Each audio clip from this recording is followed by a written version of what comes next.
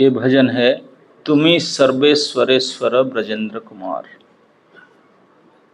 आप निकाल सकते हैं।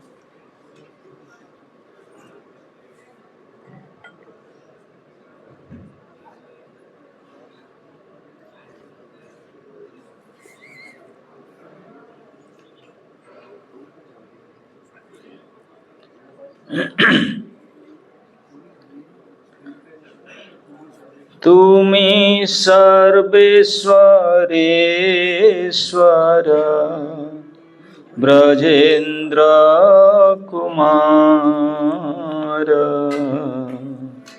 तुम्ही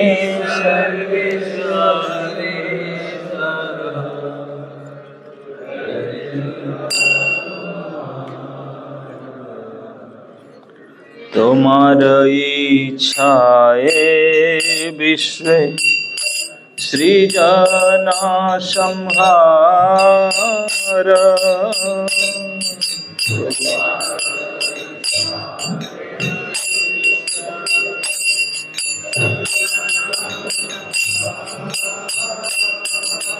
तुम्ही सर्वेश्वरेश्वर ब्रजेंद्र कुमार।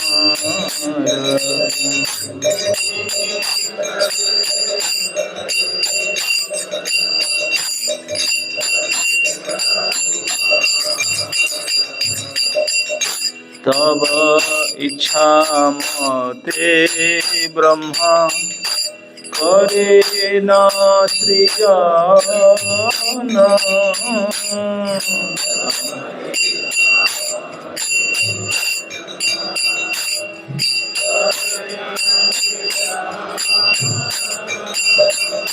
तब इच्छा मत विष्णु करे न पालन।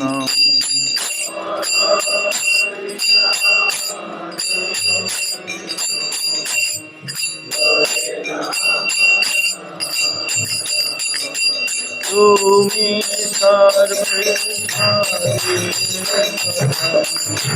ब्रजेंद्र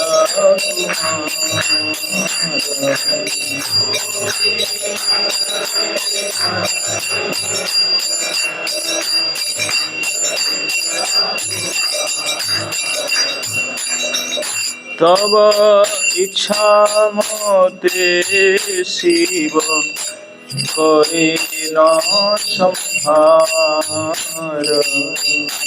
तब इच्छा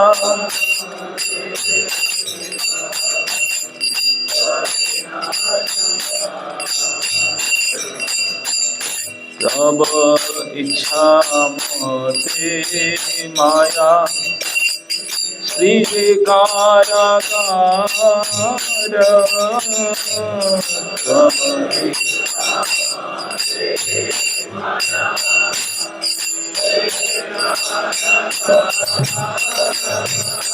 तुम्ही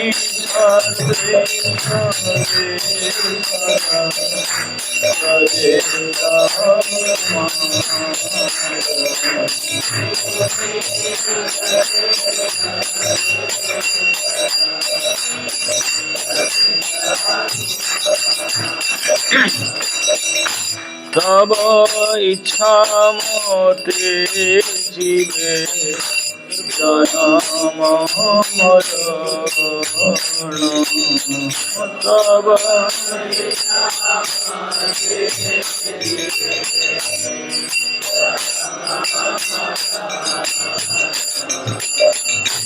समृद्धि निपात दुख सुख संघटन।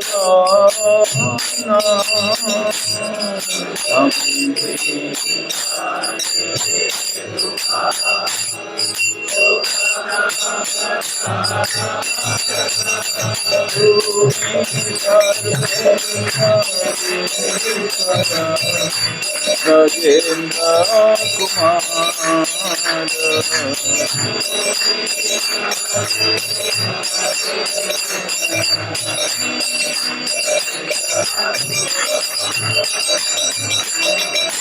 মিছে মায়াবদ্ধ জীব আশা পাশে ফিরে মিছে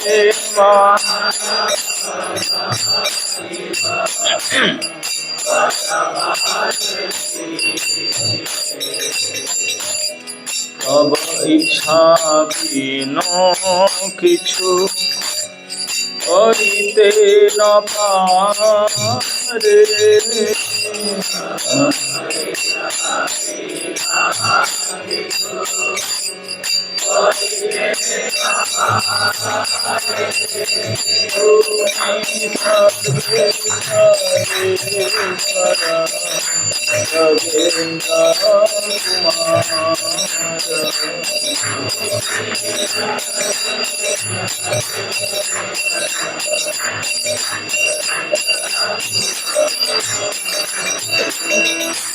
তুমি তার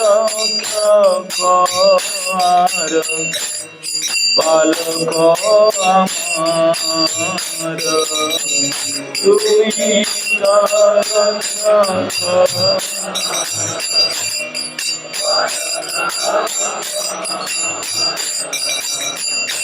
তোমার চরণ বিনু আশা নাহি রবীন্দ্র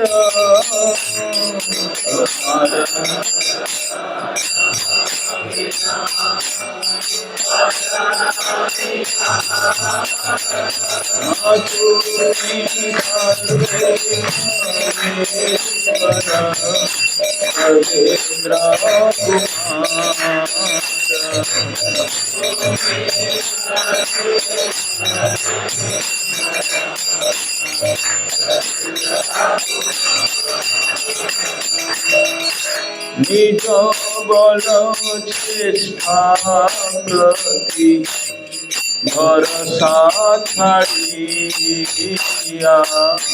নিজ বল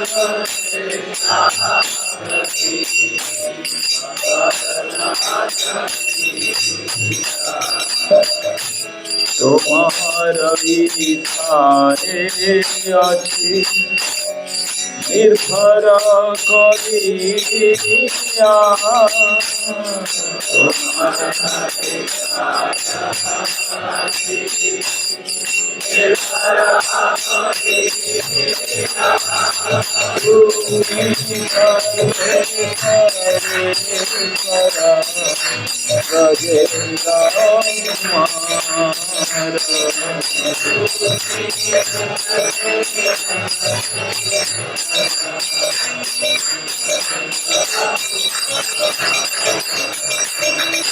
ভকতি বিনোদী বিনা অকিঞ্চন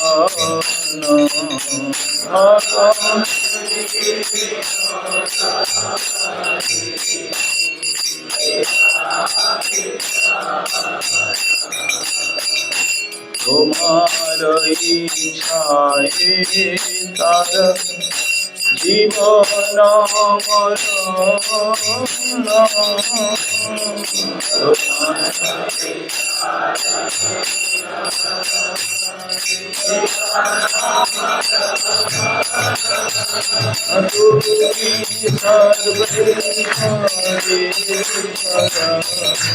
Rajendra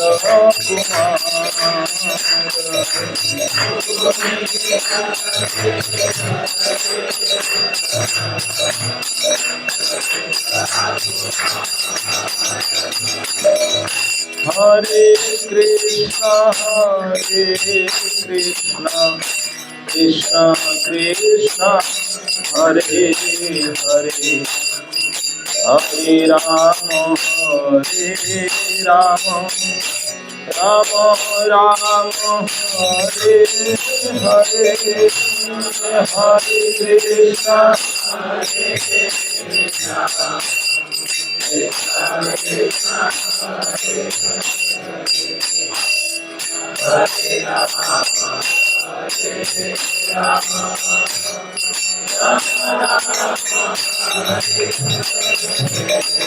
Hare Krishna, Krishna Krishna, Hare Hare, Hare Ram, Ram Ram, Hare Hare, Hare Krishna, Hare Krishna, Krishna Krishna, Hare Hare, Hare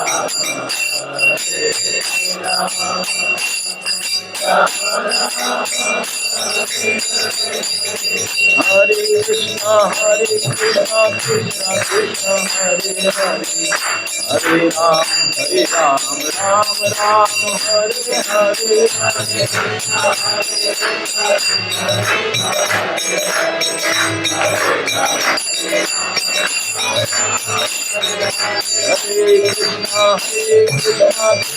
Krishna, Hare Hare, Hare Ram, Ram Ram, Hare Hare, Hare Krishna,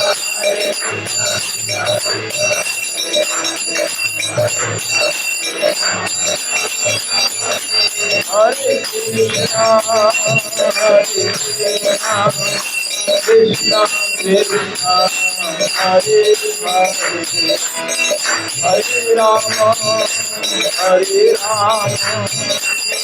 Ram Ram, Hare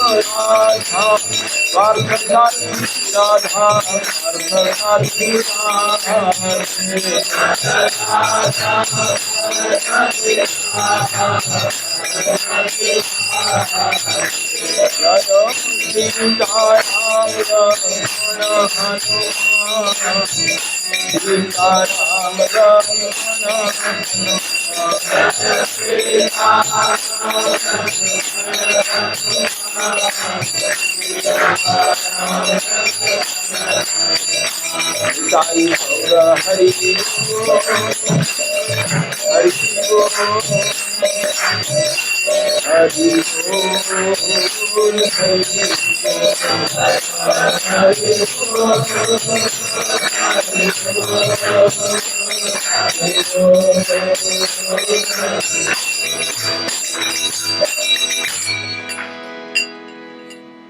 तो श्री भक्ति विनोद ठाकुर के बड़े सुंदर भजन था जिसमें हमारे वैष्णव सिद्धांत व्यक्त हुआ है। वो कहते हैं तुम्ही सर्वेश्वरेश्वर ब्रजेंद्र कुमार। भगवान कृष्ण को भक्ति विनोद ठाकुर कहते हैं। कृष्ण ब्रजेंद्र कुमार है। हम आज सुबह चर्चा कर रहे थे, नंदनंदन है, जसोदानंदन है, वही ब्रजराज नंदन है।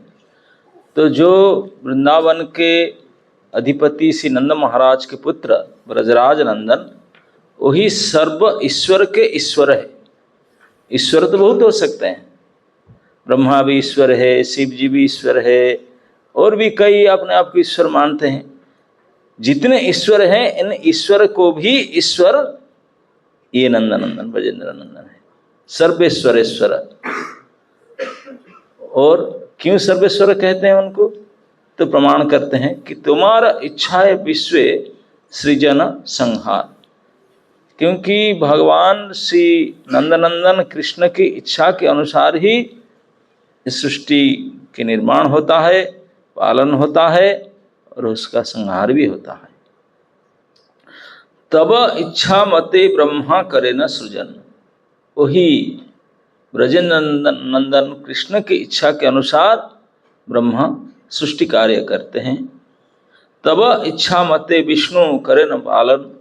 और उन्हीं के द्वारा अपॉइंटेड होकर के उनकी इच्छा के अनुसार श्री विष्णु पालन क्रिया कर रहे हैं। तब इच्छा मते शिव करे न संहार। वो अनिहिलेशन डिपार्टमेंट शिव जी को दे रखे हैं और उनके हिसाब से उन्होंने अपना काम कर रहे हैं, संहार कार्य।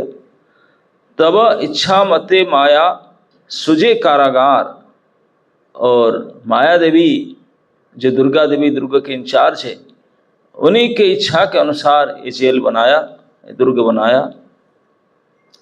तब इच्छा मते जीवेर जन्म मरण, इस जीव का जो जन्म होता है, मृत्यु होता है, ये सब आज पर हिज डिजायर, सुपर प्लान वही करते हैं।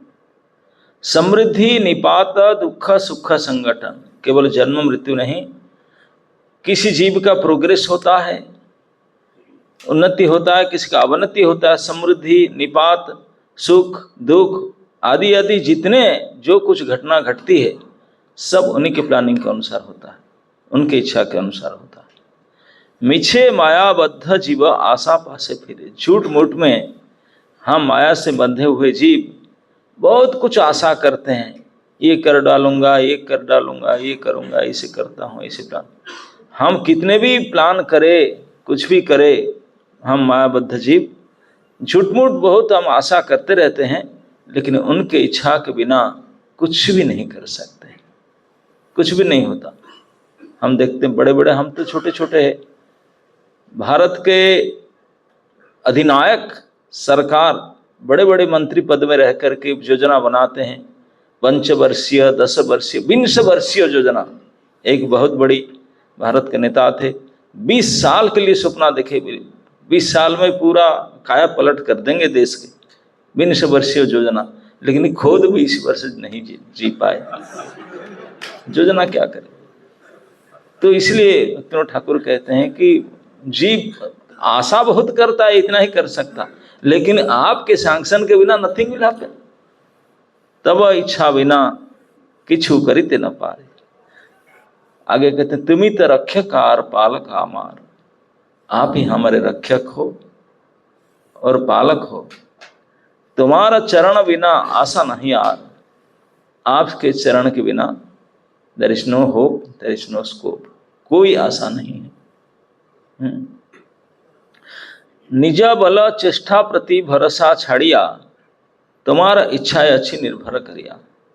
इसलिए यही सिद्धांत है, हम चाहे कितने बड़ी कारगर हो, कितने बड़ी पावरफुल हो, कुछ भी हो, अपना बल और चेष्टा के ऊपर कोई भरोसा नहीं करना चाहिए। कब तक टिकेगा, क्या कामयाब होगा, कुछ भी भरोसा नहीं है। इसलिए प्रत्येक को हमको ये जान लेना चाहिए सिद्धांत, निज बल चेष्टा प्रति भरोसा छड़िया, तुम्हारा इच्छा अच्छी निर्भर करिया। हम कुछ कर पाएंगे होपलेस, लेकिन अगर ठाकुर जी चाहें तो होकर ही रहेगा। आपके भगवान की इच्छा के ऊपर पूर्ण निर्भर रहना चाहिए। इसी को भक्ति विनोद ठाकुर कहते हैं, भक्त विनोद अति दीन अकिंचन, वह दीन अकिंचन हो करके तुम्हारा इच्छा है तारा जीवन मरण, आपकी इच्छा के अनुसार मेरा जीवन है, मृत्यु है, इसलिए आप जैसे चाहो ऐसे करो। मैं तो आपके दास अनुदास, अनुदासों के दास बन करके सेवक बनना चाहता हूँ। इस प्रकार का समर्पण भाव होना चाहिए। किसके प्रति समर्पण? और किसी के प्रति नहीं, केवल श्री ब्रजेंद्र नंदन सर्वेश्वरेश्वर कृष्ण के प्रति। और सचमुच ये मनुष्य शरीर हमको प्राप्त हुआ,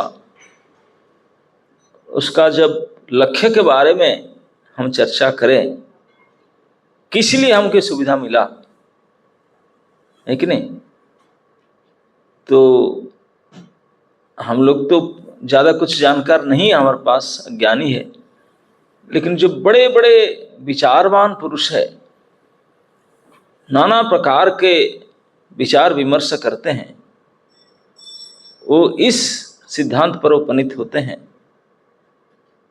कि इस जीव को जब मनुष्य शरीर प्राप्त होता है तो इसमें अनेक सुविधा प्राप्त होता है कि नहीं। जो सुविधा अन्य किसी शरीर में स्थित प्राणी को प्राप्त नहीं होता, ये फैसिलिटी मनुष्य शरीर में है। जैसे आप रास्ता में जाते हैं, प्यास लगता है, किसी ने,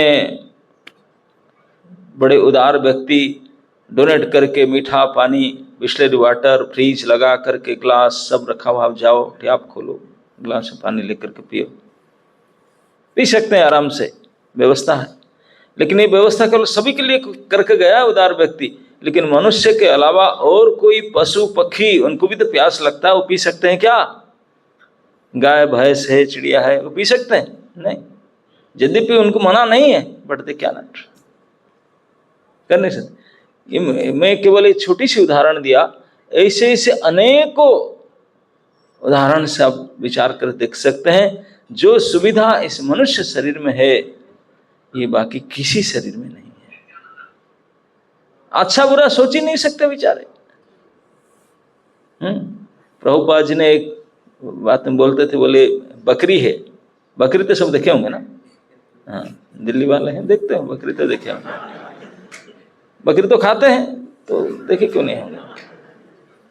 तो बड़े बड़े बुचर हाउस में, जहाँ मांस की दुकान है, वहाँ लाइन लगा कर, क्योंकि इतनी डिमांड है, कई बकरी को भेड़ को काटते हैं। बोलते हैं कि जो लाइन लगाकर 10 खड़े हैं, अभी 2 है, 3 नंबर 4 नंबर है, उनके नंबर आएगा, गला कटेगा उनका। तो जो अभी लाइन में है, अभी 2-5 मिनट में उनका नंबर आएगा गला कटने वाले, उनको जाकर के हरी पत्ता या अनाज दो, वो क्या करेंगे? आराम से खाएंगे। जब पता है, वो देख रहे उनके सामने उनके 2 साथी की गला कट चुका है, उनका नंबर आ रहा है, लेकिन वो आराम से खाएंगे, है कि नहीं? अगर हमारा ऐसे नंबर लगे कि भाई आपके 2 साथियों का गला कट ला, अब के तीसरे चौथा नंबर आपका आएगा, और आपको रसगुल्ला गुलाब जामुन दे, आप खाएंगे? ये अंतर है अन्य अन्य जीव का हमारा। ये जो सुविधा ठाकुर जी ने इस मनुष्य शरीर में दे रखे हैं, वह किसी शरीर में नहीं। उसी को हम विचार करना चाहिए। किसी को इतने सुविधा प्राप्त है, फॉर व्हाट? किस लिए? हम देखते हैं कि बड़े बड़े ऑफिस में, फैक्ट्री में कई प्रकार के लोग काम करते हैं। कुछ होते हैं तो उनको कंपनी की तरफ से बड़ी सुविधा प्राप्त है, कोठी बाड़ी बंगले, नौकर चाकर सब कुछ मिला है, और किसी को मोटरसाइकिल आदि मिला है, और किसी को कुछ नहीं मिलता, साइकिल चला कर बेचारे आते हैं। कई प्रकार के लोग होते हैं, लेबर क्लास। तो जो उच्च सुविधा, अधिक सुविधा प्राप्त जिनको मिलता है, दिया जाता है, उनसे अधिक उत्तरदायित्व है। They have more responsibility, isn't it? और छोटे जो लेबर क्लास, उनसे क्या रेस्पॉन्सिबिलिटी? आपने क्या काम किया है, अपने मतलब नहीं, कुछ उनसे कुछ मतलब ही नहीं। वो 500 आए 500 नहीं भी आए, कुछ फर्क नहीं पड़ता। लेकिन मैनेजर लेवल में जो व्यक्ति होते हैं, वो एक में पूरे प्रकल्प का उत्तरदायित्व रहता है। They are more responsible. तो जिनको जितने सुविधा प्राप्त होता है, उनका इतने उत्तरदायित्व होता ही है, इसलिए सुविधा दे।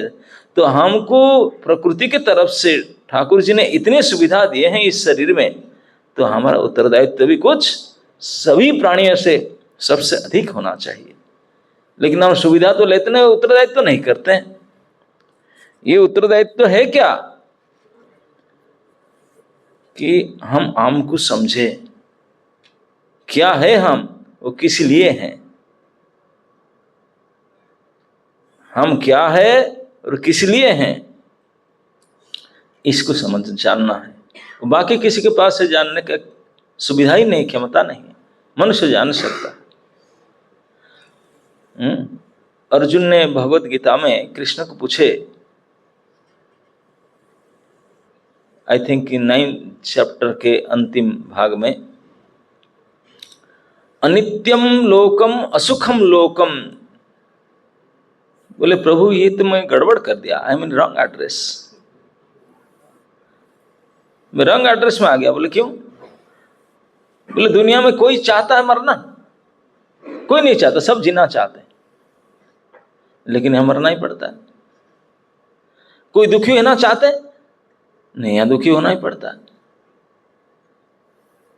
और टेम्पररी भी है। बोलते हैं ये असुखम, यहाँ सुख नहीं है, और अनित्यम, ये नित्य नहीं है। ये अनित्यम लोकम असुखम लोकम, यहाँ तो मैं नहीं चाहता था रहने के लिए, मैं इस चीज को नहीं चाहता। मैं चाहता हूँ नित्य रहूं, नित्य सुखी रहूं, लेकिन यहाँ तो ऐसी व्यवस्था नहीं है।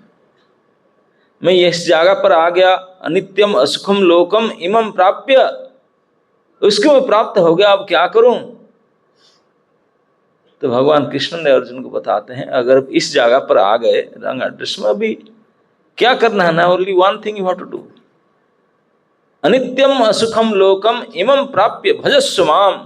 भगवान कृष्ण अर्जुन को ले, आपका एक ही कर्तव्य है इस स्थिति में कि मेरे भजन करो, बस। तो मनुष्य जीवन का एकमात्र लक्ष्य है भगवान श्री कृष्ण का भजन करना, उनके दास बन करके, बस और कुछ नहीं है, केवल एक ही काम। एक समय हमारे संस्थापक आचार्य श्रील प्रभुपाद जी ने जब देश विदेश में प्रचार कर रहे थे इस बात को, कृष्ण भक्ति को, तो बड़े बड़े विद्वान व्यक्ति उनसे मिलते थे, तो पूछे, स्वामी जी आप हर जगह बोलते हैं ये कृष्ण के भजन करो, कृष्ण भजन करो, अगर सभी लोग ऐसे भजन करने लगेंगे, भक्त हो जाएंगे, तो दुनिया चलेगा कैसे? ये सब ऑफिस, ये दुकान, ये सब फैक्ट्री चलेगा कैसे? आप क्या कहते हैं, सब हरे कृष्ण करेंगे तो क्या होगा? प्रभुपाद जी के क्या उत्तर था मालूम है? प्रभुपाद जी बोले, आप जैसे महामूर्ख जब तक रहेंगे तो चिंता क्यों करते, दुनिया चलता रहेगा। वो समझाने बोले, स्वामी जी ऐसे क्यों कहते? क्योंकि आप कभी ऐसा करेंगे नहीं, तो आप लोग के लिए दुनिया व्यवस्था है, वो चलेगा। लेकिन जो करते हैं उनका कोई दिक्कत नहीं। अगर सारी दुनिया के लोग यही काम करेंगे तो दुनिया दुनिया नहीं रहेगा, वैकुंठ बन जाएगा, है कि नहीं? फिर ऑफिस कर सबको जरूरत क्या है? लेकिन सब नहीं करेंगे आप जैसे लोग, इसलिए आपके लिए सब चलते रहेगा। लेकिन वास्तविक मनुष्य शरीर में आकर के एक ही कर्तव्य हो जाए, भजी व बोलिया ऐसे संसार भीतर। इस संसार में तो केवल भजन करने के लिए हम आए हैं। तो भजन करें तो किसका भजन करें? केवल तुम्ही सर्वेश्वरेश्वर ब्रजेंद्र कुमार ब्रजराज नंदन भगवान श्री कृष्ण के भजन करना चाहिए। अब कृष्ण के भजन करेंगे, कृष्ण को तो पहले जानना पड़ेगा ना। If you don't know how you serve him, उनके नौकर बनेंगे, भाई मालिक के बारे में पता तो लगाओ। तो मालिक के बारे में पता लगाने के लिए मालिक बहुत चांस देते हैं, ये संस्था बने रखे हैं, कृष्ण बुक बना हुआ है, लेकिन फिर भी हम नहीं जान पाते। तो इसलिए गोपीहा प्रभु ने त्रिदिवसीय एक व्यवस्था की, केवल 3 दिन तक स्पेशल, ताकि आप जाने। जानोगे नहीं वो करोगे कैसे? बिना जाने आप कर नहीं सकते। तो कृष्ण को जानना मनुष्य जीवन का परम उद्देश्य है। जब जान लेंगे तो आप बच नहीं सकते, उनके भक्त भी नहीं बना।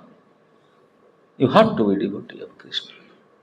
लेकिन मूर्ख लोग जो नहीं जानते हैं, उस बेचारे भुगते हैं, कष्ट भुगते हैं, जानते नहीं। जिनको पता है वो तो तुरंत ही करेगा। तो इस 2024 के जन्माष्टमी भी आ रहा है। अब भगवान कृष्ण के जन्माष्टमी हम हर साल मनाते हैं। अगर कृष्ण के बारे में जो सही से जानते हैं, वो जानते हैं कृष्ण का कभी जन्म होता नहीं, अज है। अज मतलब अजन्मा। जिनका जन्म नहीं होता उनके जन्माष्टमी कैसा? अब किसी को बोलेंगे we are observing Janmashtami festival, किसका? न जिन अनबर्न, जो जिसका जन्म नहीं होता। लोग बोले पागल है क्या, जन्म नहीं होता उत्सव कैसा है? ऐसा ही है। क्यों है? ये सब तत्व है। यही तत्व को समझना हमारे जीवन के लक्ष्य है। जन्म कर्म च मे दिव्यम एवं यो वेति तत्वतः, यही तत्व को समझना। तो कृष्ण अनंत है, उनके गुण लीला और सब कुछ उनके अनंत है। तो आज सुबह भगवान के कृष्ण के बाल सुलभ लीला का कुछ आपने आस्वादन किए थे कि उन्होंने बाल लीला में कैसे कैसे प्रकार लीला करते हैं। तो इसमें हम चर्चा किए थे कि यही क्रम को जारी रखेंगे प्रभु जी का आदेश से। तो सुबह हमने कहां तक पहुंचे थे, याद है आप लोग का? कहां पहुंचे थे? हाँ नहीं, आप ध्यान देकर नहीं सुनते। यस, मां जसोदा ने फेंट हो चुकी थी, isn't it? जब इतनी बड़ी भारी शब्द हुआ धमाका के साथ, तो छकड़ा उलट करके गिरा, टुकड़ा टुकड़ा होया, उसका धूरा कुबर चक्के अखे सब टुकड़ा होकर के सारे, उनमें इतने माल लोडेड था, सब टूट फूट गया। इससे हुआ, बड़ा धमाका हुआ। तो इतने बड़े फेस्टिविटी चल रहा था, गान बजान सब लेन देन सब चल रहा था। लोग चिल्लाए क्या हुआ क्या हुआ। बाहर आकर देखे, अरे इतनी बड़ी दुर्घटना, कोई राक्षस होगा, असुर होगा, पकड़ो ये करो, चिल्लाए, सब भागे दौड़े चारों ओर से लोग, गोप गोपियां ब्राह्मण ऋषि जो जहां से तब सब घटना स्थल पर दौड़े।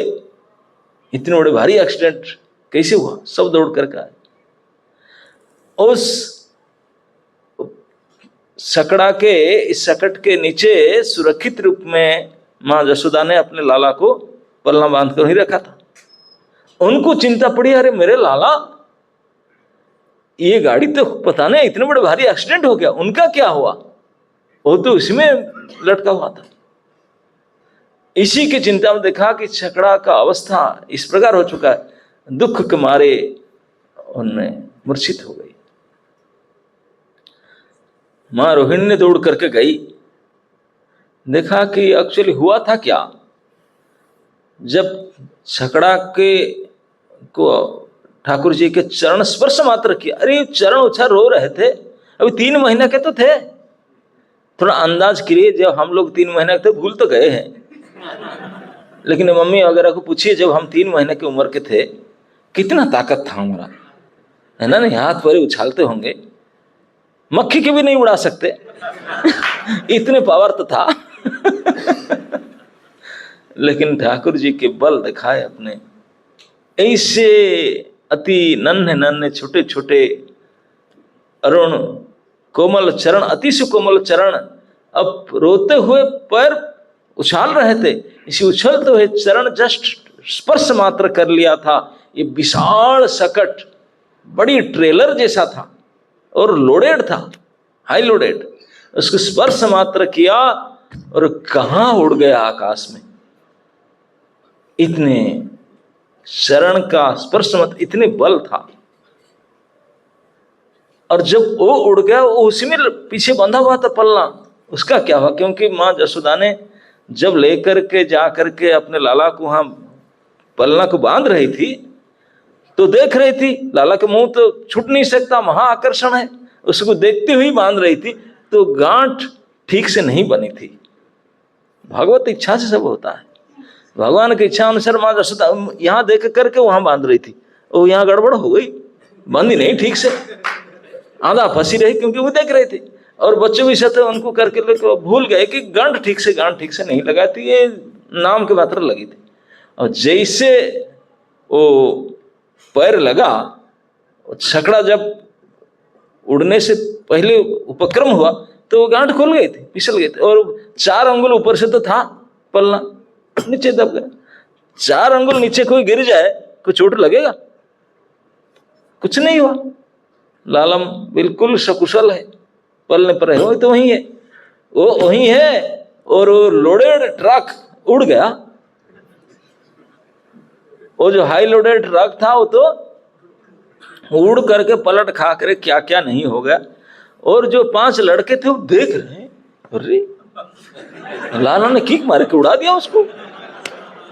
हम तो पूरी ताकत से किक मारते हैं कि बॉल को यहां तक भेज देते, जो हवाई है बॉल को, जो फुटबॉल खेलते हैं ना, किक मारते हैं पूरी दम से, कितना दूर तक बॉल जाता है। किसी ने मुझे एक बार पूछा था, गांव में पहली बार फुटबॉल मैच देखा जा करके, गांव के एक लड़का था, आदमी था, आकर मुझे बोला, हाँ जी क्या हो गया, एक ही बॉल को इस तरफ से लोग, इस तरफ से लोग उसको क्यों लात मारते हैं, क्या गड़बड़ी था उसमें? तो उसके पीछे दौड़ते, वो लात मारते ही रहते, भागते रहते उसको लात मारने के लिए। ये बल का क्या कमी है, क्या दोष है उसमें? क्या उत्तर देंगे अपने? इस तरफ से 11 लोग, इस तरफ से 11 लोग, उसी के पीछे पड़े मारते जा रहे किक उसको। मैं क्या क्या एक आध किक मारो, नहीं वो भी भागते रहते हैं, वो मारता रहता है किक मार, हाथ नहीं लगाएंगे, केवल किक मारते रहेंगे। क्या दोष क्या था उन्हें, क्यों ऐसा कर रहे हैं? मैं उसको क्या बताता? मैं बोला इसलिए उसको किक मारते रहते हैं 22 लोगों के पीछे भागते भागते, क्योंकि उनका अंदर कुछ है नहीं, हैलो है, उसका अंदर कुछ भर दे ना, बालू भर दे कि पत्थर कुछ भर दे, एक भी किक नहीं कोई मारेगा। जब अंदर ऐसे फांका होगा ना हालत, तब ऐसे किक खाते रहेंगे, लोग मारते ही रहेंगे दौड़ते दौड़ते। तो इसलिए अंदर कुछ भर के रखो तो कोई नहीं मारेगा, अपने पैर पकड़ बैठे हो, ले रे बाप रे।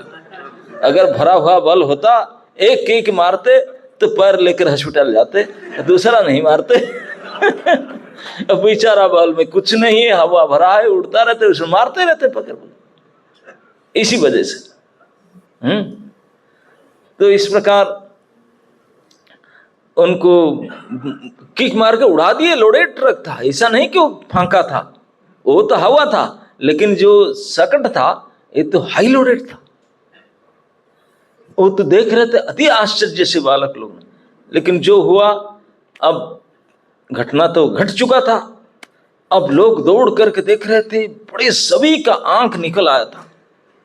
क्यों हुआ, कैसे हुआ, कैसे हुआ, ऐसे संभव ही नहीं है, कैसे हो सकता था? पूरे नंद ब्रज में सभी को इस सकट के बारे में पता था, और नंद महाराज के घर में कितने माल था ये भी सबको पता था। लोड काल शाम को तो किए थे, कल शाम को घर क्लीन हुआ था, घर से लेकर लोड किए थे, पूरे ट्रक लोड माल था, सबको पता था। अगर गाड़ी में कुछ कमी था, उसके धुरी में, चक में, कुछ पार्ट में कुछ कमी था, तो काली शाम को टूट जाता। काल तो बड़े हम दबा दबा कर चढ़ करके 50 लोग चढ़ करके लोड किए, कुछ नहीं हुआ, कट मट भी नहीं हुआ था, इतने भारी शक्तिशाली था। अगर कुछ असंतुलित होता, कुछ होता तो काल साफ हो जाता।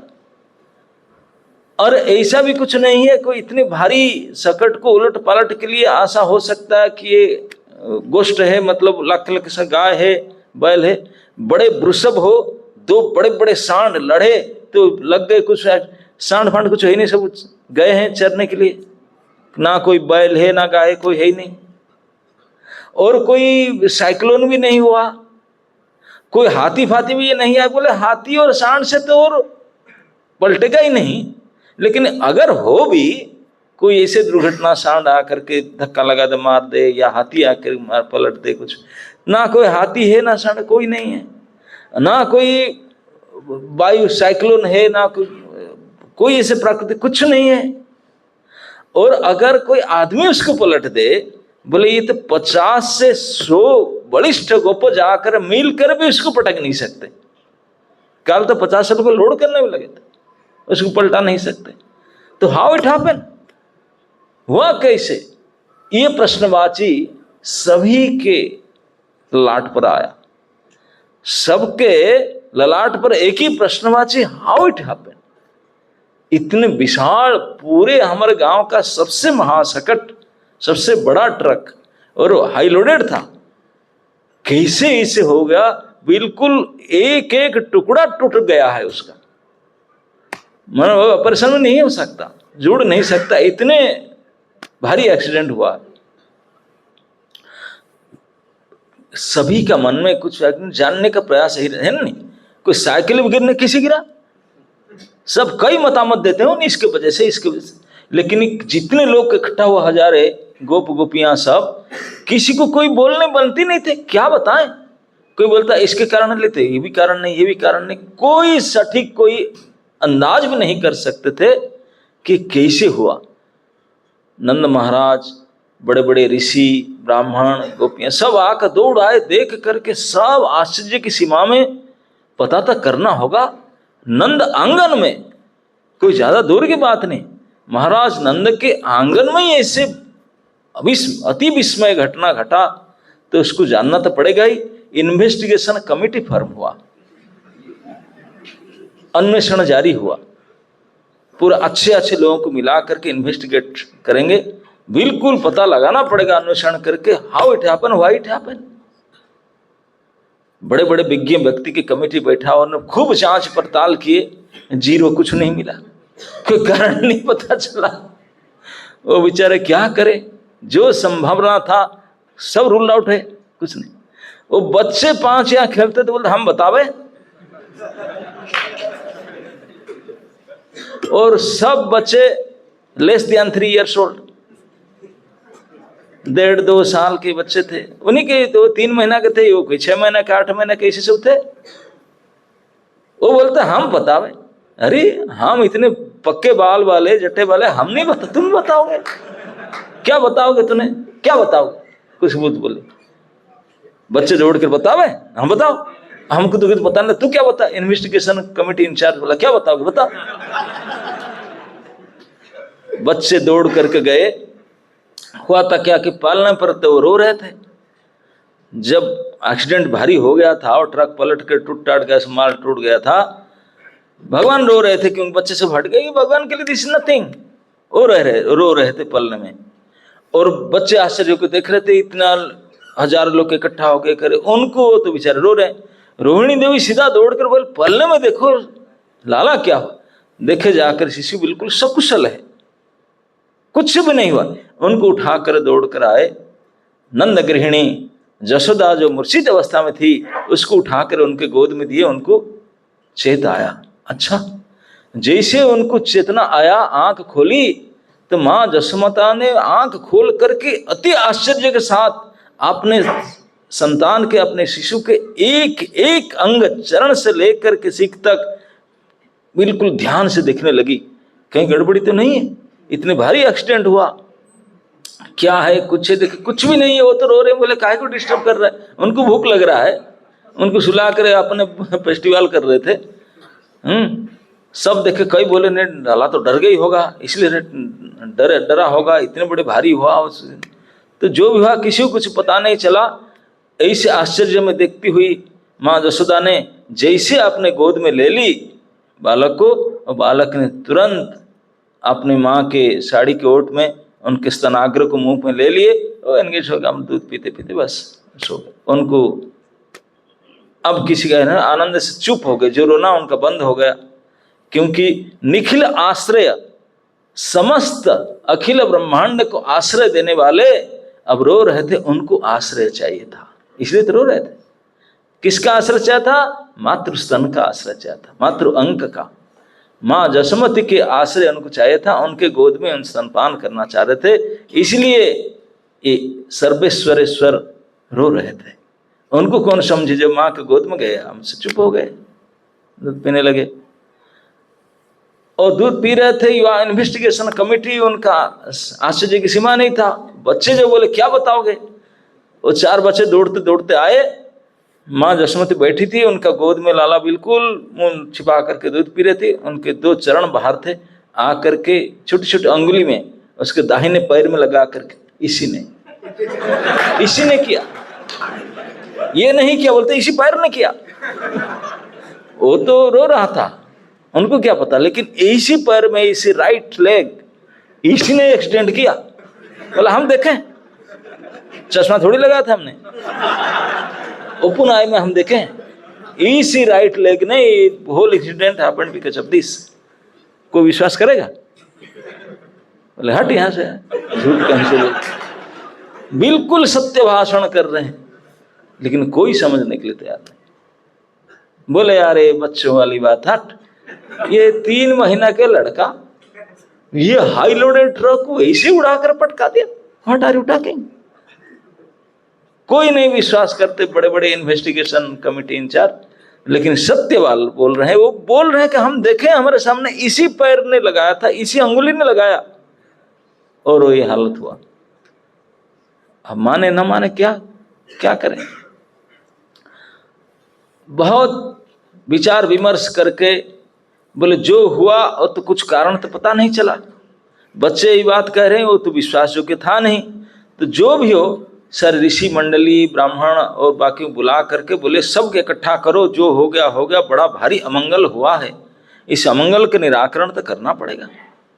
अमंगल के निराकरण के लिए सारे पाठ टुकड़ा टुकड़ा होकर सब पड़ा था, उसको इकट्ठा किए, इकट्ठा करके तो फिट होने का चांस ही नहीं था, इतनी टूट फूट गया था। अब बोले कि अभी पूजा करेंगे, सुस्ति वाचन करेंगे, पवित्रीकरण करेंगे, अमंगल नाश करेंगे। कैसे भारी घटना कैसे हुआ पता तो नहीं चला, कुछ किया कैसे हुआ क्या हो, जो भी हुआ इतनी बड़े अमंगल जो घटना हुआ उसको मंगल क्रिया के द्वारा उसको मंगल कार्य करेंगे, इसके लिए सब लगे थे सुस्ति वाचन आदि करने में। और बच्चे अपने बोल रहे थे, इसी के कारण हुआ ऐसा। इस प्रकार से समस्त ब्रजवासियों को अत्यंत आश्चर्य में डाल करके और आनंद में डाल करके, आनंदित भी होते थे और आश्चर्य भी होते थे, और विश्वास किसी का नहीं होता था कि इन्होंने ऐसा किया। ऐसी स्थिति में नंदनंदन बढ़ते रहे ब्रज में, जशोदा के स्तन पान करते हुए हुष्ट पुष्ट हो रहे थे। अब 3 महीना के तो हो ही चुके थे जिस दिन ये इवेंट हुआ, और धीरे धीरे वृद्धि होने लगे। 3 महीना में से 90 डेज हो चुका था, और हफ्ता 10 दिन के बाद 100 दिन के होने वाले थे, 100 सेंचुरी लगाएंगे। तो आप लोग जानते हैं एक बच्चे आजकल तो जिस दिन पैदा होते उसी दिन क्योंकि एडवांस नाम रख लेते हैं, पैदा होने से पहले नहीं तो पैदा होने के बाद भी नामकरण करते हैं कि संस्कार, जानते नहीं? नामकरण एक अति आवश्यक संस्कार है। अभी तक आप जितने यहाँ बैठे हैं, जो नहीं भी बैठे हैं, कोई लड़के या लड़की हो जिसका नाम ही ना हो इसे तो हो नहीं सकता। भले कोई मर मिट गए लेकिन नामकरण होकर फिर मरते। हम उसी केस में देखते हैं, वसुदेव जी ने, उनके पुत्र जन्म होते थे और कंस जाकर मारता था, पैदा होते ही मर्डर होते थे, लेकिन पैदा होते उनका नाम दे देते थे, नाम होने के बाद फिर मरते थे ये देखेंगे हम, भागवत प्रमाण है। कीर्तिमान, सुसेन, सु नाम कर देते थे, और नामकरण होने का विद इन 2 मिनट्स उनका डेथ होता था। जानते थे मरने वाला, फिर क्यों नाम रखते थे? बोले नाम तो होना चाहिए क्या हुआ? तो नाम बहुत जरूरी है। इस दुनिया में अगर कोई असली नित्य सत्य वस्तु होना, वो केवल नाम ही है। एक बहुत बड़े वैज्ञानिक के साथ मेरा एक चर्चा हो रहा था, बता रहे थे, बोले जैसे ये टेबल है, आप ट्राई टू अंडरस्टैंड, ये टेबल है, बोले अगर किसी समय आएगा कुछ दुर्घटना से, अभी टेबल तब देख रहे रखा हुआ है, चौकी है उसका ऊपर ये रखा, कि किसको एक्सीडेंट हो, कुछ हो, ये टूट गया, टूट करके बिल्कुल टुकड़े टुकड़े हो गया, लेकिन वो जो नाम टेबल वो नहीं मिटेगा। ये वस्तु टूट गया, टुकड़े टुकड़े हो गया, अब 6 महीना तक पड़ा रहा, 6 महीने के बाद फिर बोले नहीं नया बनाना पड़ा, बना कर लाए, तो क्या बोलेंगे उसको? टेबल ही बोलेंगे, वो नहीं मिट सकता। कोई पेड़ है, अब कोई विशेष दुर्घटना हुआ कि साइक्लोन हुआ, वो पेड़ बिल्कुल टूट गया, उसको तोड़ ताड़ कर जला खत्म कर दिए, लेकिन 200 साल बाद बोले यहीं पे ये पेड़ था, ये पेड़ कभी मिट नहीं सकता, वो नाम नहीं मिट सकता। वो भले उनके स्वरूप मिट जाए, वस्तु कुछ खत्म हो जाए, नाम नहीं मिट सकता। नाम ही इतने, वही इटर्नल नित्य सत्य वस्तु वही है नाम, तो नहीं मिटता। तो नामकरण इसलिए बहुत आवश्यक संस्कार है। मनुष्य में और दूसरे प्राणी में यही तो अंतर है। मनुष्य के एक विशेष संस्कार नामकरण होता है, बाकी कुछ पशु पक्षी का नामकरण होता है। कोई पालतू कुत्ते बिल्ली का भी नामकरण करते हैं, लेकिन वो घर में जब लाते हैं तब करते हैं, ऐसे उनके जन्म से उनका मम्मी पापा तो नहीं करते हैं। कोई चूहा, बिल्ली, सांप, कुत्ता, भेड़, बकरी, कोई उनके किसी के मम्मी पापा उनका घर में कोई पैदा होता है, भेड़ बकरी गाय बछड़े, कोई नामकरण करते हैं? नहीं। हम जब उसको पालते हैं, मनुष्य जब लाता, मनुष्य के संपर्क आने से नामकरण होगा, क्योंकि नामकरण बहुत ही बड़े उच्च संस्कार है। और इसी उच्च जाति केवल मनुष्य ही करते हैं, और मनुष्य से ऊपर जितने हैं वो लोग करते हैं। उससे नीचे एनिमल सोल्यूशन नहीं है। एक ही महान संस्कार है। बाकी किसी में भी है, मनुष्य के संस्पर्श में आने से चूहा, बिल्ली, कुत्ते का भी नाम होता है कि नहीं? हाँ, पेट है, तोता, किसी का भी नामकरण करते हैं। अपना घर में जिसको रखते हैं मनुष्य ने, उनके नामकरण करते हैं। लेकिन बाकी किसी में, कोई जीव जोनि में ये संस्कार नहीं है, केवल मनुष्य में संस्कार है विशेष। बाकी दूध पीना, बड़ा होना, चलना फिरना, यही तो सब में होता है, लेकिन नामकरण किसी का नहीं होता। तो नामकरण संस्कार मनुष्य में एक अति आवश्यक विशेष संस्कार है। तो नामकरण कभी कभी हफ्ता दिन में, 10 दिन, 21 दिन में, 1 महीना में करते हैं। तो अब नंद महाराज गोकुलपति, उनके इस बूढ़े उम्र में इतने पुत्र रत्न हुआ है, उसका नामकरण तो करेंगे ही करेंगे। लेकिन अभी नामकरण हुआ ही नहीं, अभी 100 दिन के होने वाला है। क्या कारण है उसका? उसके बारे में कहते हैं कि वसुदेव जी, तो पता है वसुदेव जी को, जानते ना वसुदेव देव की, उनको पता है कि ये उन्हीं की संतान है। उन्होंने खुद जाकर वहां रख करके आए थे आधी रात में, अभी तक किसी को नहीं बताया, उनको पता। और रोहिणी उनकी पत्नी है। गर्भवती अवस्था में रोहिणी मथुरा छोड़ करके गोकुल गई रहने के लिए, कंस की 2 रात में से बचने के लिए। और जो 7th गर्भ था श्री बलराम जी के, बलराम जी भी आए थे देवकी माँ के गर्भ में, पता है कि नहीं हम लोग? माँ देवकी के गर्भ में बलराम जी आए थे। अब 7 महीना माँ देवकी के गर्भ में थे। लेकिन जदुनाम निजनाथा नाम, भगवान बोले कि मुझे जल्दी जाना है, इतने परेशान हो रहे हैं, मैं जाकर के उनके दुख दूर करूं। लेकिन वो जाऊंगा कैसे? मेरे सीट में भाई साहब बैठे, एक हल नहीं करे। वो गए थे देखने के लिए भाई सब ठीक ठाक है कि नहीं।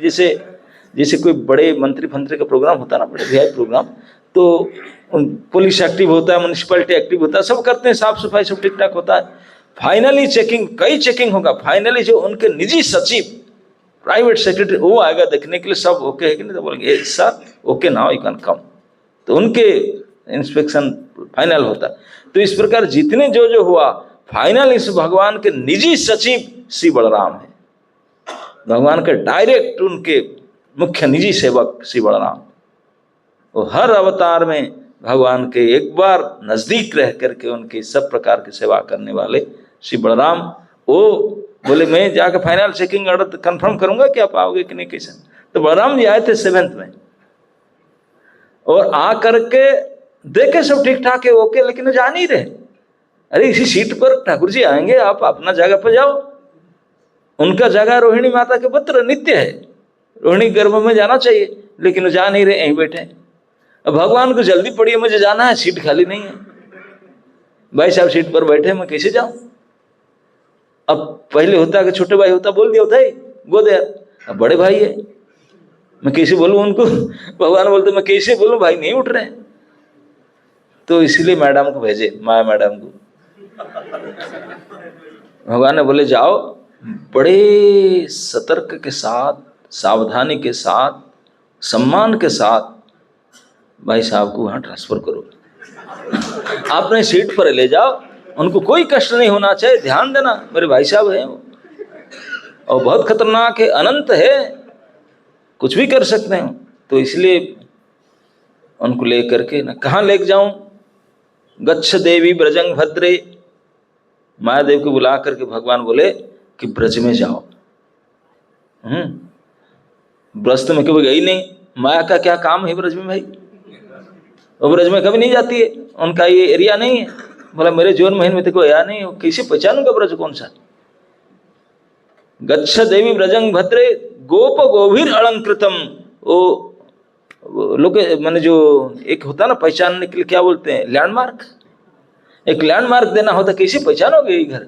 तो ब्रज के लैंडमार्क भगवान स्वयं बताते हैं ब्रज नंदन कि ब्रज उसी जगह का नाम है जिसके अलंकार है गोप और गोपी, मतलब गाय और ग्वाले और ग्वालिन जिस स्थान में ज्यादा होते हैं उसी स्थान का नाम है ब्रज, वही उनके संपत्ति। और आजकल तो गाय तो रहे नहीं, सब श्यामा गाय हो गए, श्यामा समझते ना, भैंस हो गए सब काले काले, क्या कहें, कोई रहे नहीं। तो लेकिन भगवान के समय में लक्ष लक्ष संख्या में गाय थे और उसी से पहचान होता था ब्रज का। भगवान स्वयं पहचान बताए, ब्रज का पहचान है गोप गोभीर अलंकृतम, जिन स्थान का अलंकार है। किसी पहचाने गोपी हा प्रभु ना, तो लाल कपड़ा पहनते हैं, वो तो सफेद वाले पीला वाले हैं, वो लाल वाले हैं, इसे देख लेना। तो इस प्रकार ब्रज के स्वरूप क्या है ना, यहाँ जहाँ गोप गाय हैं अनेक और गाय को पालने वाले ग्वाले गोप और गोपी होंगे, यही है ब्रज। तो भगवान ने ये बताया थे पहचान। माया देवी तब नहीं जाती थी, बोले मैं कैसे जाऊं, बोले तुम अकेले तो जा नहीं सकते थे, प्रवेश नहीं, लेकिन भाई साहब को साथ में लेकर जाएंगे, वो चले जाओगे आपने, आपको कोई नहीं पूछेंगे। बोले उनको साथ में लेकर जाना, सावधानी से सतर्कता से माँ देवकी के गर्भ से रोहिणी के गर्भ में ट्रांसफर करना हो तो की अपना काम। तब भगवान आए। अब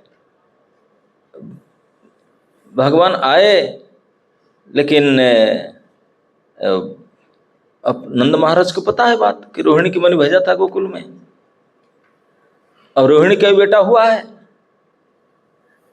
वसुदेव जेल में है, वसुदेव खुश हैं कि मेरे एक पत्नी का एक पुत्र हुआ, और वो मैं जो बेटा को खुद ला करके छोड़ कर आया था मेरे हाथ से, वो भी बड़ा हो रहा है, तो बड़ा हो रहा है। तो पहले बलराम होता है, बलराम होते हैं, उनके एक हफ्ता के बाद फिर कृष्ण आए। तो रोहिणी देवी के पुत्र सबसे पहले हुए थे। यहाँ भी बलराम जयंती होगा, अभी 19 तारीख की है ना, हाँ, तो बलराम जयंती उसके बाद फिर कृष्ण जयंती होंगे।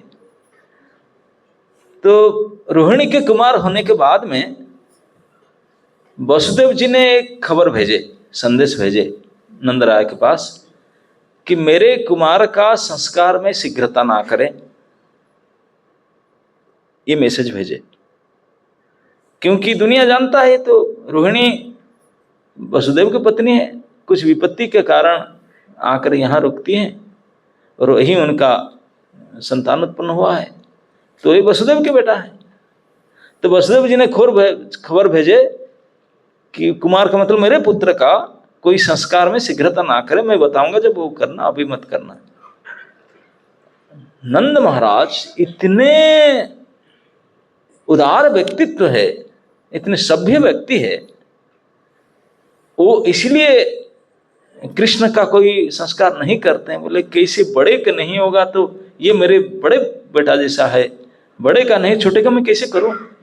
इस कारण से कृष्ण का भी कोई संस्कार अभी नामकरण नहीं किए थे। रोहिणी देवी बहुत सुसंस्कृत है, आर्य नारी। उन्होंने जब कृष्ण को 11 दिन हुआ था तब से बोल रही है उसको नामकरण कर देना चाहिए, नामकरण करना चाहिए, लेकिन नंद बाबा किसी वजह से टालम टुलम करके नहीं कर रहे थे। उनका मन तो चला था, बड़े तेरे बेटा का तो हुआ ही नहीं, उसको मैं कैसे कर दूं, अनुज को कैसे करूं, अग्रज का पहले ना हो करके। लेकिन कई बार उन्होंने डांट चुकी है, कई बार बोल चुकी, रुष्ट होने लगी। अभी तो कुछ दिन पहले बोल ही दिया, हाँ जी, नामकरण संस्कार के अंतिम अवधि 100 डेज है, 100 दिन के अंदर करना ही करना है, तो 100 दिन को कभी पार नहीं करना है, इसी के अंदर नामकरण करना ही होगा। आदेश जारी कर दी रोहिणी माता ने। नंद महाराज बड़े चिंतित थे, क्या करूं, कैसे मैं कर दूं, बड़े चिंता में बैठे। अब वसुदेव जी का भी चिंता है। वसुदेव जी अब यद्यपि कंस उनको जेल से निकाल करके मुक्त के घर में रखे हैं, लेकिन फिर भी अपने बेटा की चिंता, बेटा पास में नहीं है, पत्नी की चिंता तो है ही है। तो उनके जो आचार्य है, जदुकुल के आचार्य कौन है? आचार्य गर्ग, गर्गाचार्य जदुकुल के आचार्य। आचार्य गर्ग को बुला करके वसुदेव जी ने प्रार्थना किए, बोले आचार्य जी कृपा करके आप जा करके मेरे पुत्र का संस्कार कर दीजिए, क्योंकि तो मेरे बेटे हैं, मेरे गोत्र के हैं, मेरे वो उनके आचार्य है, शांडिल्य जी हैं, जो भी है वो तो गोकुल वाले हैं, लेकिन मेरे पुत्र का संस्कार तो मेरे पुरोहित आप हैं, आप करेंगे, तो कृपा करके जाए। वो रिक्वेस्ट करके बोले आप प्लीज गोकुल, क्योंकि मेरा बेटा यहाँ नहीं है, मैं तो इस अवस्था हूँ, आप जाकर वहाँ उनका संस्कार कराए, थोड़ा देख भी आइए कैसे है, और उनका संस्कार करा जाए। प्रार्थना किए थे श्री वसुदेव जी ने गर्गाचार्य के चरण, बहुत आग्रह किए थे। गर्गाचार्य बोले आप बोल रहे हैं, मैं तो आपके पुरोहित हूँ, मैं जाऊँगा। और उन्होंने एक दिन गए, बोले डिसाइड डिसाइड किया, अपने डेट फाइनल करके गए थे। बोले लेकिन ये देखिए, ये वो भी गणना करते, बोले इतने लेट हो जाए उस दिन से पहले आप जाकर ना, मैं जाऊंगा उस दिन के हिसाब से मैं जाकर भी कराऊंगा। तो गर्गाचार्य जी गए थे गोकुल में, और जा करके नामकरण संस्कार किए, करके जब वापस आए, वापस आ करके अपने आश्रम को न जा करके वसुदेव के घर में आए। इसी बात को बता रहे हैं, वसुदेव के घर किस लिए आए? ना कुछ बताने के लिए आए। इतने उत्साहित थे, इतने खुश थे कि आपने घर न जा करके शाम हो गया फिर भी वसुदेव के यहाँ आए। आप लोग गर्गाचार्य के बारे में जानते हैं कि नहीं? आचार्य गर्ग बहुत उच्च कुलीन पंडित ब्राह्मण है, भगवान शंकर की अति निजी शिष्य है, खास शिष्य है, सर्व वेदांतविद है, विशेष करके महाज्योतिर्विद है। ज्योतिष शास्त्र में उनके समान कोई पारंगत नहीं है, द्वितीय शंकर जैसा। और गोरे तक शरीर, थोड़ा ऊंचाई है, हाइट है ज्यादा, तपस्या साधना में दिन बीता है, बिल्कुल सन्यासी है, मतलब श्वेत वस्त्र है, श्वेत वस्त्र पहने हुए थे, श्वेत जटा, पिंगल जटा था, बिल्कुल गोरे तक हाइट वाले शरीर, शरीर में बलि पलित समझते ना? अरे एजेड हो जाने के बाद जो चमड़ा थोड़ा सिकुड़ जाता ना, लाइन लाइन दिखाई पड़ता है ऐसा। और उसमें जटाजुट धारण किए हैं, शुद्ध वस्त्र, श्वेत वस्त्र, श्वेत माला, श्वेत स्फटिक माला। स्फटिक देखे आपने? स्फटिक एक पत्थर होता है, बिल्कुल ट्रांसपेरेंट ग्लास की तरह होता है, शीशे की तरह लगता है, लेकिन शीशे नहीं है, वो पत्थर होता है, स्फटिक। भगवान शंकर पहनते हैं शुद्ध स्फटिक माला, तो शंकर जी के शिष्य थे तो स्फटिक माला पहने हुए, सब बिल्कुल गोरे तक। और कहीं भी जाते हैं, क्योंकि विरक्त पुरुष थे, दंड छत्र धारण करते थे, छत्र दंड पिंगल जटा विशाल ऐसे ऊंचा शरीर। उनको देख करके उनका बारे में तो सारे भारत में बड़े लोग सब जानते थे, महान ज्योतिर्विद है, कोई भी दूर से पहचान लेता था तो आचार्य गर्ग है, विशाल त्रिपुंड। और ऐसे शरीर को देख करके, दंड छत्र को देख कर कोई भी पहचान लेता था। और जब मथुरा में आकर के जदुकुल के आचार्य बने तो आसपास में कई किलोमीटर तक उनकी ख्याति फैल गया था कि अगर भविष्य के बारे में जानना है ना, गर्ग से जाकर पूछ लो, आचार्य गर्ग से 100% ट्रू है ना? नहीं तो आचार्य गर्ग ने इसीलिए डिसाइड किए, बोले मैं जाऊंगा गोकुल, बड़े आग्रह करके मुझे रिक्वेस्ट कर रहे हैं वसुदेव जी ने, मैं जाऊंगा, लेकिन सुबह सुबह नहीं जाऊंगा। क्यों नहीं जाऊंगा? क्योंकि अगर जाऊंगा कि ब्रज में प्रवेश करते ही कोई भी साधारण लोग, पब्लिक मुझे पहचान लेंगे देख करके मेरे स्वरूप को, फेमस। और कोई भी व्यक्ति का मन में अपने भविष्य जानने के लिए इच्छा किसका नहीं होता है, बताइए? आपको अगर पता चले ये विशेष कोई ज्योतिर्विद थे जो पता सच होता है, अब छोड़ेंगे उनको? भाड़ में जाए क्लास, चलो पहले ये बताओ प्रत्येक व्यक्ति के मन में अपने भविष्य के बारे में जानने के लिए परम उत्कंठा होता है कि नहीं? बहुत इच्छा करते, बोले मैं विश्वास करूं न करूं, बोलो तो सही, कुछ तो बता। बहुत इच्छा रहता है जानने का। और उसमें जो प्रख्यात महाज्योतिर्विद आचार्य गर्ग मिल जाएं, कौन छोड़े। केवल आपने लिए नहीं पूछेंगे, पूरे परिवार के लिए पूछेंगे। और मित्र मंडल के बुलाएंगे, अरे आ जाओ अभी यही है। आपने लिए तो पूछेंगे ही, अपने परिवार के लिए, सबके लिए। और जहां तहां फोन फान करके सबको भी लगा देंगे, आप भी पूछ, ऑफलाइन नहीं तो ऑनलाइन ही पूछो। अभी अवेलेबल है ऑनलाइन। तो इसलिए अगर मैं इसी प्रकार से जाता और लोग आकर मुझे विचारों से पूछते, तब तो फिर मैं शाम तक नंद भवन पहुंच ही नहीं पाता। क्यों? क्योंकि स्वयं गर्ग कहते हैं कि मेरा पहचान, लोग मुझे पहचान लेते हैं, और मेरा ये स्वभाव है कि लोगों का विनम्र निवेदन को मैं रुक्ष बन करके अस्वीकार करना मेरे से संभव ही नहीं है, मेरा ये स्वभाव नहीं है। समझ में आता है कि कोई लोग आकर के, गुरुजी प्लीज आपको पैर पड़ता हूं, प्लीज कृपा करके थोड़ा बता दीजिए ना, इस प्रकार को विनम्र अनुरोध करे, नहीं हम नहीं बोले, बोले ये रुक्ष होकर के इनके अनुरोध को अस्वीकार कर लेना, इस प्रकार ये मेरे स्वभाव में नहीं है। I can't say no to them. Gargacharya बता, मैं तो मेरे स्वभाव में है ही नहीं है। कोई ऐसे अनुरोध करेगा तो मैं अवश्य ही उसका काम करूंगा, तो मना नहीं कर सकता।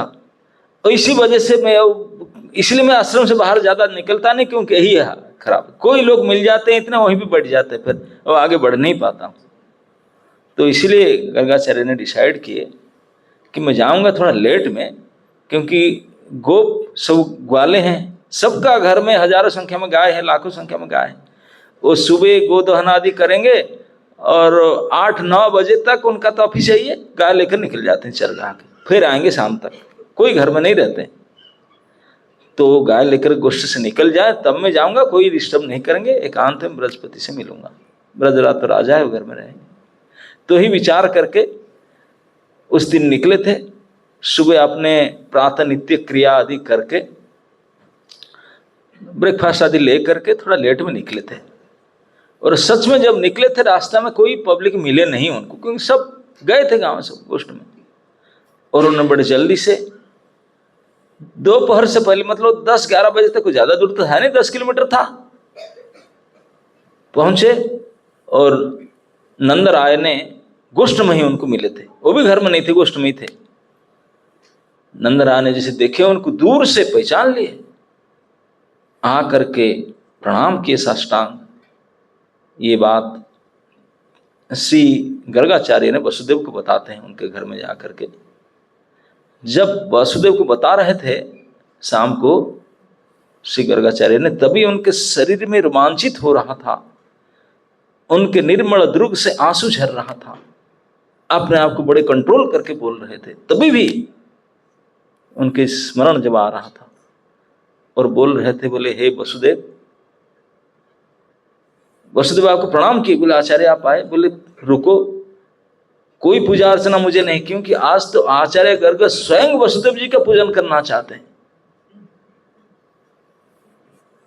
बोलते हैं कि आप धन्य है, महा सौभाग्यवान है वसुदेव आप।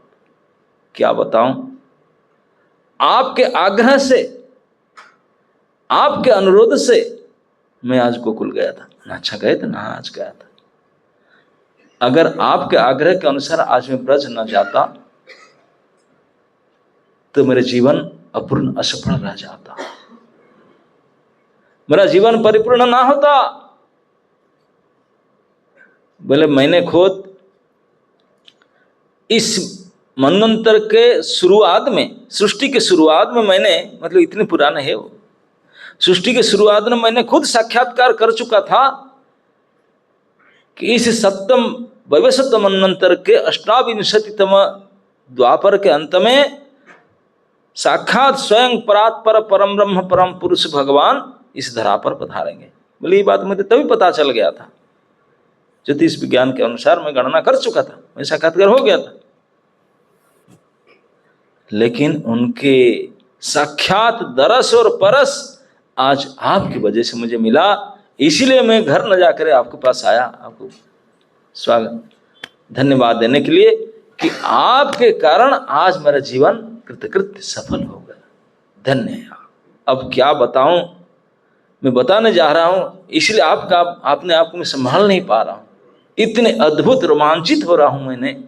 ओ हो, मेरे जीवन का आज के दिन अविस्मरणीय रहेगा पूरे जीवन में। Today is the best of the best day of my life, Acharya Garg कहते हैं। क्यों, क्या हुआ ना? मैं जो सुबह इस प्रकार निकला था, आप मुझे बता रहे थे कि आप जाइए, Nand Maharaj ji gentleman, is a nice man, you are perfect. मैं नंद को मिला नहीं था, आज मुझे भेंट हुआ। वास्तविक इतने सभ्य, इतने उदार, इतने संकोची, ओ हो, इतने महापुरुष है, महामना है, मानना पड़ेगा।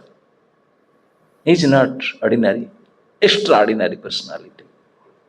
बोले जब मुझे दूर से देखे, गोष्ठ में थे, दौड़कर काय शीघ्रता से मुझे प्रणाम किए, दंडवत प्रणाम किए, साष्टांग। और प्रणाम करते समय अपने नाम, अपने पिता के नाम, अपने गोत्र, उसको स्पष्ट उच्च शब्द से उच्चारण करते हुए मुझे प्रणाम किए। प्रणाम करने का ये विधि है। हम लोग केवल मार देते हैं, फोन में दंडवत बोल देते हैं, लेकिन साष्टांग प्रणिपात का विधि है कि जो प्रणाम करता है वो अपने नाम, अपने एड्रेस, अपने पिता का नाम, अपने गोत्र बोल करके बोलेगा कि प्रभु ये मैं हूँ, मेरे ये एड्रेस, मेरे पिता का नाम, ये मैं आपको प्रणाम कर रहा हूँ, कृपा करके मेरे प्रणाम स्वीकार करें। क्योंकि this is exchange, I am offering my obeisances. मेरे प्रणाम स्वीकार करें बोलना चाहिए, ये लेन देन की बात है। तब ये स्वीकार करेंगे तब जाकर प्रणाम कंप्लीट होगा, है कि नहीं तब दे रहे हैं और जो ले नहीं तो बनेगा कंप्लीट कैसे होगा? ये लेन देन की बात है। तो ये प्रणाम करने से ऐसे संकल्प पाठ करके प्रणाम करना होता है। बोले उन्होंने बाकायदा ऐसे कहे, अपने नाम, पिताजी के नाम, गोत्र आदि को स्पष्ट उच्चारण करते हुए साष्टांग प्रणाम किए और उठ करके प्रणाम करके मुझे बोले आप सर्वविद है, पूरे वेद वेदांग के ज्ञाता है, महाज्योतिर्विद के आपके समान तो कोई ज्योतिर्विद, साक्षात मूर्तिमान मूर्ति है अपने ज्योतिर्विद के, और शंकर भगवान के प्रमुख शिष्य है। ऐसे मुझे स्तुति करने लगे, मेरा बड़ाई करने लगे। बोले ऐसा नहीं कि मेरा बड़ाई है केवल यही कि मैं जहाँ भी जाता हूँ सब जगह मेरा ऐसे पूजा अर्चना और मेरा स्तुति करते हैं लोग, अनेक जगह पर। मैं तो ब्रह्मलोक से लेकर के सब जगह में घूमता हूँ, प्राय जगह पर लोग मुझे ऐसे सम्मान करते हैं, स्तुति करते हैं। लेकिन वसुदेव जी, जो नंद महाराज का स्तुति था वो सबसे अलग था। बोले क्या? बोले नंद महाराज के जो मेरे प्रति जो वाक्य बोल रहे स्तुति थे, उनका शब्द में सच्चाई था, उनके स्वर में विनम्रता था, हृदय को स्पर्श कर रहा था, मुझे लग रहा था जेन्युइन, बिल्कुल सत्य नम्रता के साथ, कोई कपटता नहीं था। बाकी जगह में तो अच्छा प्रभु जी आएगा, प्रणाम प्रभु जी, अंदर बोलते पता नहीं क्यों आ गया आज, है कि नहीं? कभी कभी हम जाते हैं, बारिश हो जाता है, थोड़ा कीचड़ हो गया, कोई देख लिया, पता नहीं कहाँ जहाँ तहाँ आ जाते हैं। यार अभी कैसे प्रणाम करूं? ये मंत्र बोलकर प्रणाम करेंगे, रुकेंगे सही, ऐसे बड़े कंफ्यूज होकर वो गाली दे दे करके पता नहीं कीचड़ के सामने आ गए, कैसे प्रणाम करूं? लेकिन अन्य जगह की स्थिति में और नंद महाराज के वाक्य में इतने अंतर था कि बिल्कुल हृदय को स्पर्श कर रहा था। उनके स्वर सौष्ठव, उनके नम्रता, उनके बात में जो सच्चाई था, जो सभ्यता था, बिल्कुल लग रहा था कि ये परफेक्ट जेन्युइन है। मैंने स्तुति किए और मैं बोल दिया, गर्गाचार्य बोलते, बोला कि आपको लगता है कि आप कुछ बोलना चाहते हैं, रुके रहते हैं, निसंकोच बोलो ना, कोई संकोच नहीं, बोलिए क्या चाहते हैं। तो दोबारा मेरे पैर पकड़ करके प्रणाम करके बोले, श्री चरण के पास संकोच क्या है, आप तो सब जानते ही हैं। इस आके सेवक का एक पुत्र रत्न हुआ है और आज उसको 100वां दिन होने वाला है। आज उसका 100 डेज हो जाएगा। और रोहिणी देवी ने, वो मेरे सम्मानिया है, मेरे पूज्या है। ये तो सबसे बड़ी बात है कि भैया वसुदेव ने मुझे इस सेवा के लायक समझा। ये विशेष सौभाग्य मुझे दिए कि भाभी रोहिणी को मेरे पास भेज दिए। उनके अंदर भरोसा था कि यहाँ ये सुरक्षित रहेगी, मैं सेवा कर पाऊंगी, ऐसे मुझे योग्य माना, वही मेरा महासौभाग्य है। उन्होंने मुझे चुन करके मेरे पास भाभी रोहिणी को भेजे। रोहिणी भाभी आई, ब्रज का सौभाग्य उदय हुआ, उनके प्रथम कुमार हुआ। और उन कुमार का अभी कोई संस्कार नहीं हुआ, क्योंकि उन्होंने वसुदेव जी ने खबर भेज दिए कि मेरे पुत्र का संस्कार में शीघ्रता ना करे। वसुदेव के बात तो मैं जानता हूँ, ये तो अकारण कुछ बात कहेंगे नहीं, बहुत विज्ञ व्यक्ति है, समझदार व्यक्ति है। वो कोई मैसेज भेजे हैं, निश्चित रूप से उसका कोई विशेष कारण होगा, उनका बात तो मानना पड़ेगा। तो इसलिए मैं उनका कोई संस्कार नहीं किया, तो बड़े का अग्रज का ना करके अनुज का कैसे करूं, इसके लिए मैं बड़े दुविधा में फंसा हूं। और मेरे पूज्य रोहिणी देवी ने बारंबार बाध्य करती है, आदेश तेरे झगड़ा कर बैठी, अभी तो बोल दिया कि 100 दिन को लेट नहीं होना है, तो इसलिए मैं आज घर भी नहीं जा रहा हूँ, क्या करूँ। आज तो लड़ेगी मेरे साथ और मेरे लिए सम्मान्य है, मन के आदेश को अमान्य कर ही नहीं सकता। व्हाट टू डू, इसी चिंता में पड़ा था। और भगवान की विशेष कृपा से आज आप पधारे, आप मेरे घर में आए, मैं आज धन्य हो गया, पवित्र हो गया, मेरे कुल पवित्र हो गया, मेरे पितर तृप्त हो गए, सब सुधर गया। क्योंकि आप जैसे महानुभाव महापुरुष, आपका तो कुछ काम ही नहीं है, आश्रम में रहते हैं, भजन करते हैं, लेकिन आपका पर्यटन करते हैं, किसी के घर में जाते हैं, केवल उनके कल्याण करने के लिए ही जाते हैं। आपका जो दूसरा कोई प्रोजेक्ट होता नहीं है। निश्चित रूप से नंद गोकुल को कोई महाकल्याण करने के लिए आप पधारे हैं, नहीं तो आपको आने का क्या जरूरत है। प्रभु आप आए, मैं कृतार्थ हुआ, मेरे घर कुल पितर सब कृतार्थ हुए, तो आपके श्री चरण में क्या कहूँ। एक ही मेरा अनुरोध है, इन दोनों कुमारों का नामकरण आप कर दीजिए, यही मेरा एक आपके चरण में प्रार्थना है। आप ही महासमर्थ है, आप कर दीजिए।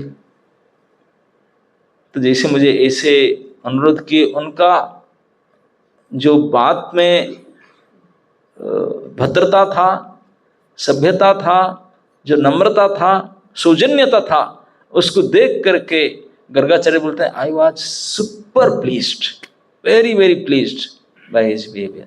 लेकिन मुझे तो अंदर में था कि भाई कैसे करूं, ये नंद बाबा बड़ा उत्साही है, कहीं फेस्टिवल ना कर बैठे, कोई बहुत बड़ा उत्सव ना कर बैठे। तो इसलिए मैं बोल दिया, बोले आपको तो पता है गोकुलपति कि मैं जदुकुल के पुरोहित हूँ, अगर मैं संस्कार करूं तो दुनिया वालों को पता चलेगा ये वसुदेव का लड़का है, क्योंकि वसुदेव जदुकुल के पुरोहित हैं। और जब से देवकी वसुदेव के वहाँ 8वां संतान लड़की हुआ, प्राय मथुरा वाले कंस सब डाउटफुल है, उनको सभी को संगत नहीं लगता है कि बेटी हो कैसे सकता है, कुछ तो गड़बड़ है, कुछ तो गड़बड़ है, सबको लगता है। अगर मैं आकर गोकुल में इस लड़का का नामकरण करूं तो मान लेंगे यही है बेटा उनका, क्योंकि वसुदेव का और आपका बड़ा सौहार्द है, मित्रता है, ये सब दुनिया में जानता है। तो इसलिए आप समझ रहे हैं कंस के महाप्रताप। तो ये बात एक से दूसरे कान को नहीं जाना चाहिए, बहुत ये सब।